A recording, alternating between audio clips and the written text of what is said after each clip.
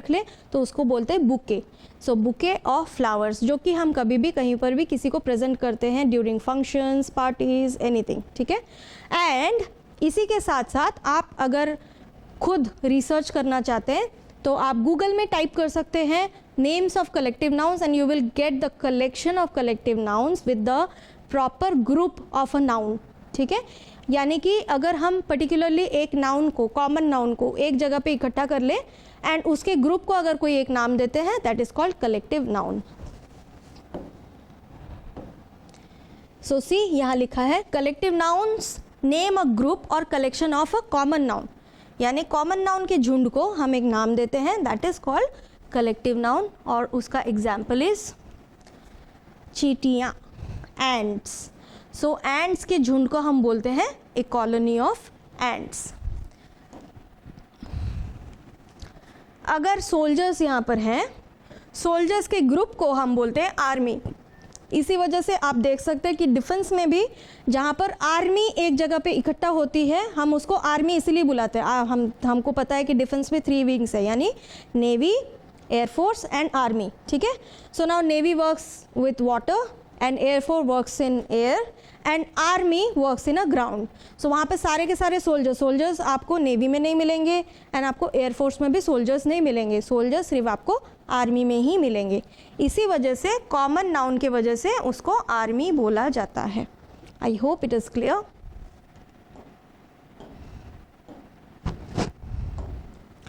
Next example, बहुत सारे musician एक जगह पे इकट्ठे हैं। एक पर्टिकुलर म्यूजिशियन अगर वहीं पर खड़ा रहता तो हम उसको बोलते म्यूजिशियन, बट क्योंकि यहाँ पे बहुत सारे म्यूजिशियन एक साथ हैं एंड कुछ अच्छा सा ट्यून प्ले कर रहे हैं, then that is called band, ठीक है। So collectively a musicians group is called as band, collective noun is band.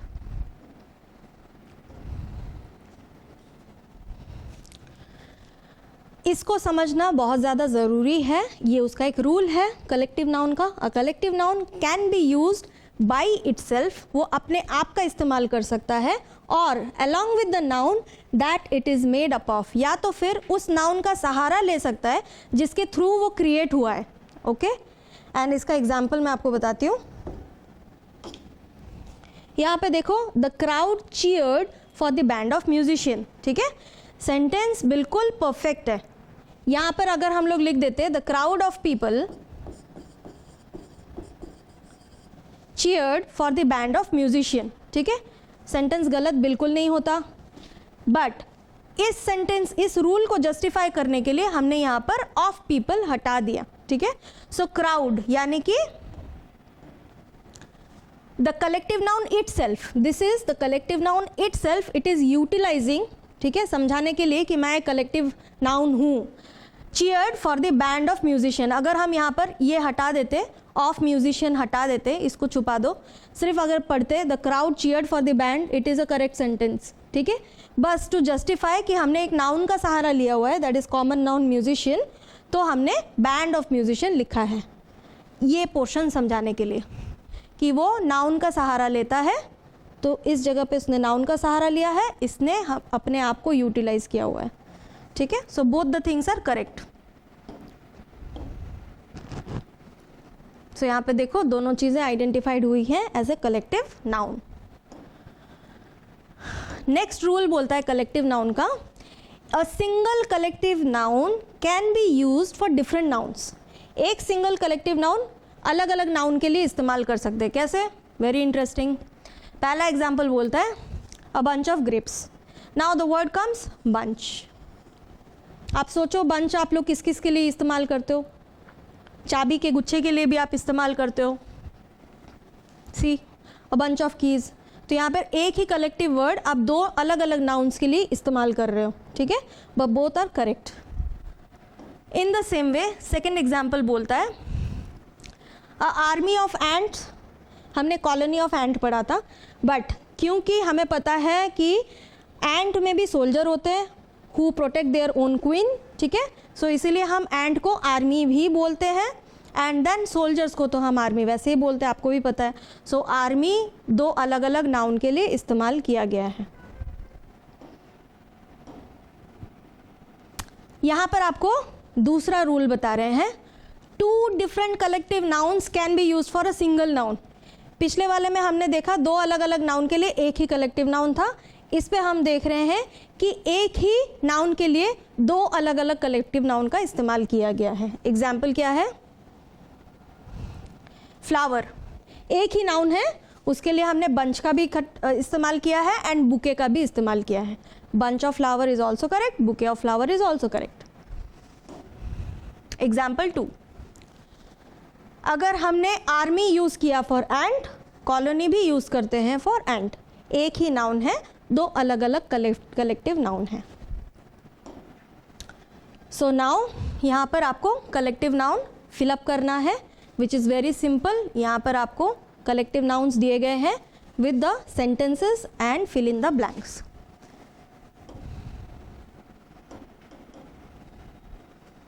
So these are the right answers for your fill in the blanks activity. I hope you will rock by collecting some more interesting collective nouns, and then we will move on with the next is abstract noun. Now what is abstract noun? Definition बोलता है abstract noun is a noun that refers to a quality, idea or feelings. It is a thing that we cannot, आगे देखेंगे, but पहले उसका मतलब मैं समझा दूं आपको। जैसे कि मैंने आपको बहुत पहले बोला था नाउन इंट्रोड्यूस करते टाइम कि किसी भी फीलिंग्स को या दिमाग में चलते हुए चीज़ों को भी हम नाउन कंसिडर करते हैं, ठीक है। उसी पर्टिकुलर नाउन को हम बोलते हैं एब्स्ट्रैक्ट नाउन। ये एक ऐसा नाउन होता है जिसे आप देख नहीं सकते, टच नहीं कर सकते, स्मेल नहीं ले सकते, सुन नहीं सकते एंड लास्ट में उसको टेस्ट भी नहीं कर सकते, ठीक है। सो एब्स्ट्रैक्ट नाउन एक ऐसा नाउन है जिसे आप देख नहीं सकते, छू नहीं सकते, सूंघ नहीं सकते, सुन नहीं सकते और टेस्ट नहीं कर सकते। अब इसका क्या एग्जाम्पल बनेगा? स्ट्रेंथ, ठीक है। सपोज करो स्ट्रेंथ आपका इनर क्वालिटी है, ठीक है, वो एक तरह का क्वालिटी है, डिफाइन किया है। सो ये स्ट्रेंथ को आप ना छू सकते हो, ना टच कर सकते हो, ना स्मेल ले सकते हो, ना ही सुन सकते हो और ना ही उसको चाख सकते हो, ठीक है, टेस्ट नहीं कर सकते। तो इसीलिए स्ट्रेंथ को हम बोलते हैं abstract noun. Next example is honesty. सच्चाई आपके रग रग में है, ठीक है, आपसे सच्चाई को कोई निकाल नहीं सकता, वो आपका एक इनर क्वालिटी है। जैसे कि स्ट्रेंथ आपका इनर फीलिंग्स है, इनर क्वालिटी है, वैसे ही honesty is also your inner feelings, ठीक है। तो उसको भी हम लोग एब्स्ट्रैक्ट नाउन कंसिडर करते हैं। Next example friendship. बहुत अच्छी दोस्ती निभाते हो आप सब लोग दुश्मनी के साथ साथ, तो इसीलिए friendship is another example of abstract noun. इसको आप फील कर सकते हो, आप उसको महसूस कर सकते हो, लेकिन बाकी फिजिकली आप कुछ उसके साथ छेड़छाड़ नहीं कर सकते। सो यहाँ पर यही एक्टिविटी आपको वापस से दोहराना है एंड यहाँ पर आपको एब्स्ट्रैक्ट नाउन फाइंड आउट करना है। सो ध्यान से पढ़ेंगे इस सारे सेंटेंसेस को, मैं रिपीट नहीं करूँगी, but I will just give you the answer as in like I have given you with the previous one. Wisdom is your knowledge, वो आपके अंदर है, for that reason this is abstract noun. Anger गुस्सा, feelings है, वो भी abstract noun है। He was rewarded for his, यहाँ पर हेल्थ भी है, प्रीवियस सेंटेंस में आपका हेल्थ भी है। सो नेक्स्ट सेंटेंस में आपको अवार्ड मिला है for bravery, for that reason bravery is another abstract noun. We always hope to do well, हम हमेशा खुश रहने की कामना करते हैं, तो well is not an abstract noun. So well is a verb, ठीक है, इसको आप हमेशा कामना करना, होप इज़ कामना करना, फॉर दैट रीज़न ये आपका फीलिंग्स है, हम किसी के लिए जब कामना करते हैं वो आपकी फीलिंग्स होती है, for that reason that is called abstract noun. So victory is always sweet, हम जब जीत जाते हैं तो हमेशा वो मीठा लगता है। So victory is a word which is abstract noun, although sometimes difficult, but honesty is always right. ये बहुत ज़्यादा डिफ़िकल्ट होता है कि हम ऑनेस्टी को एक्सेप्ट नहीं कर पाते लाइफ में, क्योंकि सच्चाई की राह करप्शन को दूर भगाती है एंड लोग करप्टेड रहना ज़्यादा पसंद करते हैं। But the word honesty is an abstract noun. I don't have time to relax. Now आपका क्या आंसर बनता है I don't know. Many of the learners जिनके साथ मैंने ये एक्टिविटी शेयर किया है वो लोग कंफ्यूज होते हैं between time and relax, and the correct answer is time, because relax is an action you do, for that reason इसको वर्ब बोला जाता है. एंड टाइम इज़ अ समय जो कि आपके साथ चलता है, बट आप उसको देख नहीं सकते, छू नहीं सकते, महसूस नहीं कर सकते. आई मीन महसूस तो कर सकते हो लेकिन उसको चख नहीं सकते. For that reason time is a abstract noun. So now last 2 जोड़े बाकी हैं आपके, countable and uncountable noun. And now we will begin with the countable noun. Simple है, जिस चीज़ को गिन सकते हो, जिस भी नाउन को गिन सकते हो उसको काउंटेबल बोलते हैं, जिसको नहीं गिन सकते उसको अनकाउंटेबल बोलेंगे. इसमें क्या पढ़ाऊँ? Countable noun are people, places और things that can be counted. Example, किताब, बुक. उसका अगर एक पीस रखा हुआ है आपके टेबल पे तो उसको आप बुक बोलोगे. अगर एक से ज़्यादा रखा है तो बुक्स बोलोगे. सिंपली. ट्री, इसको आप गिन सकते हो, फिजिकली देख सकते हो तो इसको आप गिन सकते हो तो काउंटेबल बोलोगे. Cup. Next, countable noun have both singular and plural form. जैसे कि मैंने अभी आपको बताया कि जिसको गिन सकते हैं, सो दैट मीन्स वो एक से ज़्यादा हो भी सकते हैं. सो अगर एक है तो उसको सिंगुलर बोलेंगे, अगर एक से ज़्यादा है तो उसको प्लूरल बोलेंगे. एग्जाम्पल, एक कप रखा है तो उसको एक कप बोलेंगे, अगर 5 कप्स रखे हैं तो उसको 5 कप्स बोलेंगे. एंड उस पर एक नंबर स्पेसिफाई करेंगे कि कितने. अगर गिन सकते हो तो नंबर भी तो पता होना चाहिए ना, कितने हैं. And then example of a tree. एक पेड़ है तो ए ट्री, एक से ज़्यादा है, 2 नज़र आ रहे हैं तो 2 ट्रीज. अ बुक, नीचे में 3 किताबें हैं तो 3 बुक्स, प्लूरल फॉर्म. ये ज़रूरी है. We can use a definite number before a countable noun. एक काउंटेबल नाउन के आगे हम एक पर्टिकुलर नंबर लगा करके उसको बोलते हैं, जैसे कि हमने अभी किया. 2 पेड़ हैं, 3 बुक्स हैं और कितने कप्स थे, चलो सोच के बताना, ठीक है. अभी उसी चीज़ को हम लोग यहाँ पर देखेंगे कि अगर हम सपोज करो किसी ने भी हमसे पूछा कि भैया वहाँ पे कितने पेड़ देखे आपने, ठीक है, आप वहाँ पर गिन नहीं पाए, तुरंत वहाँ से फ्लैश ऑन में क्रॉस करके गए, तो आप उसके जगह पे यहाँ पे several, a few, many, A and the का इस्तेमाल कर सकते हैं. ठीक है, एग्जाम्पल के लिए कैसे, 3 बुक्स के जगह पे हम लगा सकते हैं अ फ्यू बुक्स, यानी कि थोड़े बहुत तो काउंट कर ही सकते हो ना. एग्जैक्टली मे बी आपको नंबर पता नहीं होगा कि कितने किताब वहाँ पे टेबल पे रखे थे, बट कुछ तो रखे थे, तो उसके जगह पे आप लगा सकते हो a few books.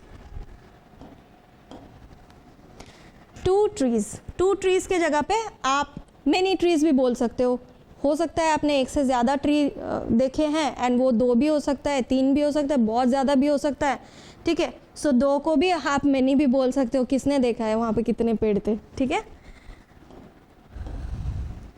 5 cups and then a cup. अगर 1 कप रखा है तो उसके लिए हमने ए का इस्तेमाल किया है.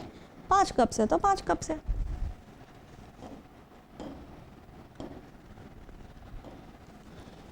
So was it very simple to understand? Common noun, proper noun, abstract noun, collective noun, हमने 4 नाउन्स ऑलरेडी कवर कर लिए हैं, आपको पता चला. And then this is the last noun we are going to cover, that is uncountable noun. जिस चीज़ को आप गिन नहीं सकते हैं, मतलब अनकाउंटेबल है, तो उसको हम बोलेंगे अनकाउंटेबल नाउन. डेफिनेशन वही बोलता है. सपोज करो ब्लड है, ठीक है, सो ब्लड का एक ड्रॉप गिर गया, हम नहीं बोल सकते कि भाई उसने मेरा एक ड्रॉप खून निकाल लिया, ठीक है, तो उसको हम गिन नहीं सकते. फॉर दैट रीजन उसको हम बोलते हैं uncountable noun. Similarly milk, glass में रखा है तो आप ग्लास को गिन सकते हो, कितने ग्लासेस रखे थे दूध के, लेकिन उसके अंदर में जो दूध रखा है, मिल्क रखा है, उसको आप गिन सकते हो क्या?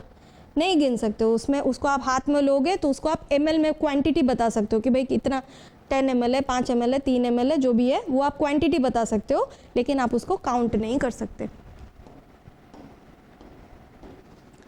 इन द सेम वे सैंड, किसी भी सी बीच में जाओ, एंजॉय करो, बस वहाँ पर रेत गिनने मत बैठो, ठीक है, because that is uncountable. And आपको वहाँ पर बकेट्स लेके जाना पड़ेगा अगर आपको सही में गिनना है तो कितने बकेट्स का रेत आप कलेक्ट करके ला रहे हो, that is called sand. And then next, we cannot use a definite number before an uncountable noun, जो कि it was very easy with countable noun. उसके आगे हम definite number का इस्तेमाल कर सकते थे. 2, 3, 5 जो भी है, बट अनकाउंटेबल नाउन के आगे हम कोई पर्टिकुलर नंबर इस्तेमाल नहीं कर सकते बिकॉज उसे हम गिन नहीं सकते. Example 2 blood, 1 milk, 30 cents is wrong English. ठीक है, वो गलत है, उसको नहीं बोलना है. And then uncountable nouns can not be counted और सेपरेटेड इनटू इंडिविजुअल पार्ट्स. यानी कि अगर आपके सर के बाल आप गिन रहे हो, वो उसको आप इंडिविजुअली गिन नहीं सकते कि मेरे 1 बाल टूट के गिर गए, 3-4 बाल टूट के गिर गए. मैंने बहुत लोगों को बोलते सुना है, they use plural for their hair. वो बोलते मेरे हेयर्स फॉल हो रहे हैं. ठीक है, and that is a wrong English. Actually hair को हम कोई काउंट नहीं कर सकते हैं, बट तारे गिन सकते हैं. ठीक है, तो इसीलिए हम हेयर का जो प्लूरल फॉर्म है वो हेयर ही होता है. अगर आप एक बाल को हेयर बोलेंगे तो प्लूरल में बहुत सारे बाल को भी आप हेयर ही बोलेंगे. आई होप कुछ नया सीखा आज आपने इस सेशन के दौरान, एंड इसे आप कंटिन्यू रखें. And then most uncountable nouns can be used only in singular form. सारे के सारे अधिकतर अनकाउंटेबल नाउन को हम सिंगुलर फॉर्म में ही यूज़ कर सकते हैं बिकॉज काउंटेबल नाउन को हम काउंट कर सकते हैं, उसका प्लूरल फॉर्म होता है, बट अनकाउंटेबल का कोई भी काउंट नहीं होता है, इसीलिए उसको हम बेसिकली सिंगुलर फॉर्मेट में ही यूज़ कर सकते हैं. They usually do not have a plural form, उनका कोई प्लूरल फॉर्म नहीं होता है. इसका भी एग्जाम्पल ले लो. एब्स्ट्रैक्ट नाउन जो हम पहले भी पढ़े थे, मोस्टली आर अनकाउंटेबल नाउन, उसको आप कंसिडर कर लो. एब्स्ट्रैक्ट नाउन को हम अनकाउंटेबल नाउन में ही गिनेंगे and that is not a plural form, उसके कोई प्लूरल फॉर्म नहीं होते. रिसर्च इज़ अ नाउन, लेकिन उसको हम गिन नहीं सकते. एक्सपीरियंसेस को गिन सकते हैं लेकिन रिसर्च को नहीं गिन सकते. For that reason it's not a plural form. Football, बहुत लोग बोलते हैं फुटबॉल्स खेल रहे थे, एक साथ ज़्यादा फुटबॉल्स डाल दिए तो फुटबॉल्स खेल रहे थे, but that is a wrong English. अगर एक फुटबॉल ग्राउंड में एक फुटबॉल है तो वो फुटबॉल है, 3-4 फुटबॉल है तो भी वो फुटबॉल ही है, लोग फुटबॉल खेल रहे हैं.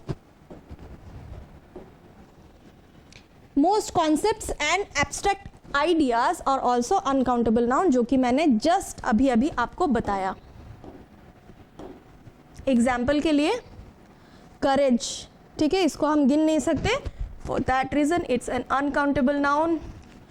एनवी, ये भी हम गिन नहीं सकते, इसको महसूस कर सकते हैं, for that reason it's an uncountable noun. Happiness, खुशी, इसको भी हम महसूस कर सकते हैं, आगे नहीं बताऊंगी, आप लोगों को पता है. And then nouns that are both countable and uncountable noun. कुछ नाउन हमारे सामने ऐसे भी रहते हैं जिसको हम काउंट भी कर सकते हैं एंड नहीं भी कर सकते हैं. You are confused, you will be very clear with the example. The Italian bakery sells delicious breads. ठीक है, तो यहाँ पर देखो ब्रेड्स लिखे हैं, यहाँ पर भी हम लोग ब्रेड को फाइंड आउट करेंगे. ठीक है, नेक्स्ट सेंटेंस बोल रहा है this bread is delicious, I ate 3 pieces. Now breads जो पैकेट में बिकते हैं, पैकेट को हम काउंट करते हैं, फॉर दैट रीजन हमने यहाँ पर ब्रेड्स का एस लगाया है, ये यहां पर बनता है काउंटेबल नाउन. ठीक है, लेकिन यहां पर ये ब्रेड जो है ये अनकाउंटेबल नाउन है, इसके पीसेस गिन सकते हैं, 3 pieces of it, so that is why it's an uncountable noun.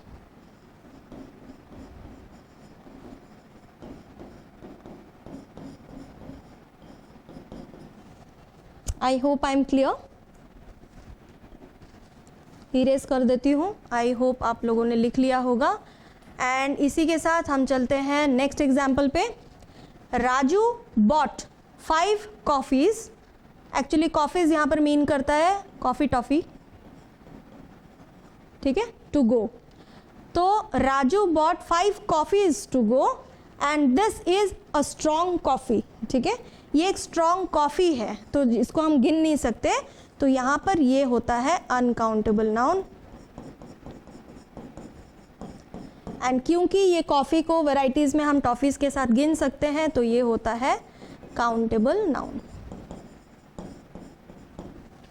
Okay, and the next example बोलता है दे हैड इंटरेस्टिंग एक्सपीरियंसेस, बहुत ही अच्छे एक्सपीरियंसेस हुए उनको उनके ट्रिप में।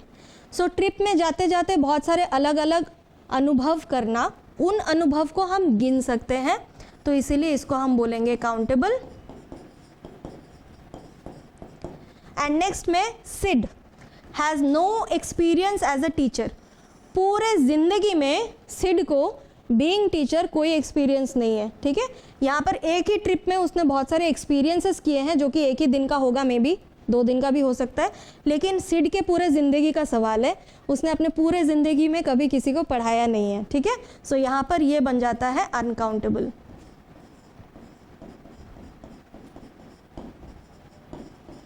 ऐसे ही बहुत सारे इंटरेस्टिंग एग्जाम्पल्स आप खुद भी कलेक्ट कर सकते हैं।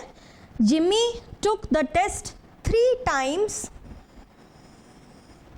On the 3 occasions। 3 अलग अलग ओकेशंस में जिमी ने 3 बार टेस्ट दिए हैं। यहाँ ड्यूरेशन काउंट होता है, पीरियड और ड्यूरेशन जो भी बोलेंगे, इसको हम पीरियड लिखते हैं, वो ज़्यादा बेहतर होगा। पीरियड को हम काउंट कर सकते हैं, for that reason this is countable.